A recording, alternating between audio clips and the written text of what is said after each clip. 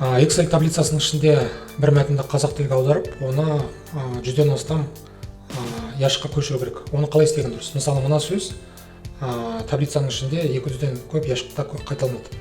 Оны қолмен қойып отырмай, мына жерде мен қазақшасын аударып алдық. Аударып алғаннан кейін мына жерде мынандай 4-3 тінтуір бар, белгі. Соны тінтуірмен ұстаймыз да, төмен қарай бүйтіп тартамыз. Қай жерге дейін оны аудару керек. Мысалы, мен мына жерге дейін аудару керек. Бұл тартқып қоя бере саламыз. Сол кезде бүкіл осы жерге осы аударылған сөз қайталанады. Енді мына сөзді мысалы аударып аламыз. Содан кейін аударылған мәтінді мына жерге мысалы қою керек. Бұны қойдық көшіріп.